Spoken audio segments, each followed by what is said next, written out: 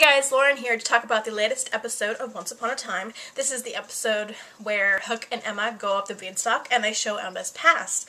Alright, we didn't see any of Storybrooke in this episode until the very end with Henry and David, but other than that, it was all about Emma's past and Fairy Tale Land with Emma and Snow and all them. Okay, so first of all, Emma and Hook are heading up the beanstalk to get the compass that's up there, so they can it will help them get back to Storybrooke. But the only thing is there's a giant up there, played by Jorge Garcia from Lost, and he kind of reminded me of Hagrid a little bit from Harry Potter. Like, yeah, there's like two things from this season that has reminded me of Harry Potter. The Wraith, that was basically a Dementor, but and then Jorge Garcia, who looks a lot like, who reminded me a lot of Hagrid. Okay, so anyways, Hook and Emma made it up the beanstalk safely, and that just terrified me, even though I knew it was like special effects and stuff. Like, if I had to climb a beanstalk that was that high, there's no way I would be able to do that, because I have a huge fear of heights. So I'm like, watching Emma climb up, I'm like, you go girl. Much braver than I am. But yeah, and so then they get to the top of the beanstalk, and they encounter the giant, and he didn't say fee fi fo fum. Oh well, I was kind of disappointed he didn't say that, but that was fine. So yeah, he comes out, and Emma throws this sleeping powder on him that I think, yeah, Milan gave her, and so he knocks him out, and he falls down. It's like basically an earthquake every time he moves. So, so thankfully he did not land on top of Hook, and so they go in and they are like looking around and stuff, and like Hook is like totally flirting with Emma. He is so hot, and I like how they made him British, because Peter Pan is a British story. It takes place in London, so I finally put that together this week. That's why he's British, because Peter Pan takes place in London. So I'm like, oh yeah, that's why he's British. So yeah, I love that. So I love when he says crocodile, the way he says it. I can't do a British accent at all, but anyways, so yeah, they go up to get the compass, and then we see flashbacks weaved in of Emma's backstory. I like how they did that. And we find out that she was a thief. Like, she's on the other side of the law. Like, before, like, she was like stealing a car, and like she started dating this guy who like stole watches and stuff, and like they were both thieves together, and they stole a lot of things, and I was just like, Emma, no, bad. But yeah, so it eventually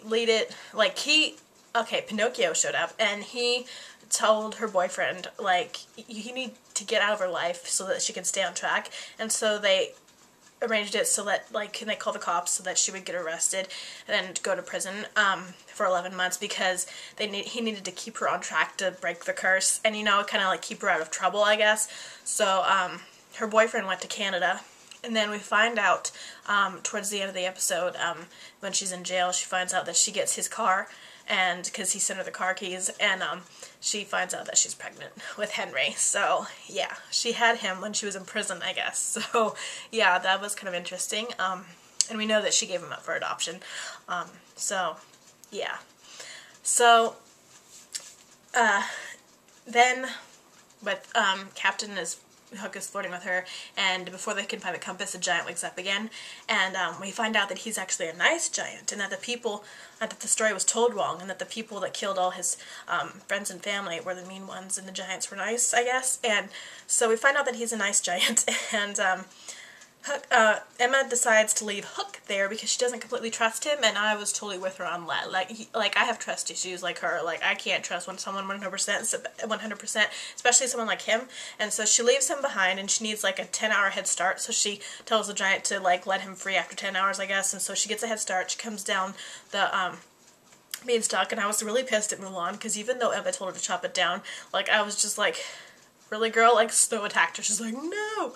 I was kind of pissed at Mulan for, like, chopping it down, like, fighting her, even though Emma told her to. I don't know, Mulan kind of annoys me a bit. Yeah, and, Sleeping Beauty had this dream, this nightmare, about curtains on fire and someone in a corner looking at her or something, and, I don't know, Sleeping Beauty still isn't doing it for me. I don't know. I just don't care for the casting of that character, but whatever. And, I haven't really understood what the point of having her Milan on there. I just haven't understand understood like what they're doing there. Like they didn't really have any purpose to the story until she had this dream. I was like, okay, they're using her for something. So, and then Henry woke up at the end with the same dream and told David about it. So I don't know. I think the person looking up at them in the corner or whatever, I think that might be Regina's mother or something, because she's just plain evil. But who knows? I'm interested to see where they're going with that. What that dream is all about and why they both had it. And they're in two different worlds and they had the same dream, so that's interesting. So yeah, did I cover everything? Yeah, Pinocchio, he sent the postcard to Henry's dad, we find out. I loved how they revealed that he was the one that sent him the postcard. I hope we see Pinocchio show up in Storybrooke again, because we haven't seen him there this season, ever since he turned back from being wood. Yeah, I was sad when Geppetto went in his room and he was gone. But, yeah, so that was basically the episode. I think I covered everything. Yeah, the next episode, it's actually in a few days, is all about Ruby, again, and she's apparently going to turn into a werewolf in Storybrooke, I guess. That's going to be scary, kind of like a Vampire Diaries stuff, but, yeah, should be interesting. And we're going to see David's father. Ugh, coming to the picture. Ugh, hate him, he's an ass. Okay, okay, that's about it for this video. Hope you guys enjoyed. Please subscribe if you want to watch more of my videos, and yeah, until my next video, see you guys later. Alright, bye.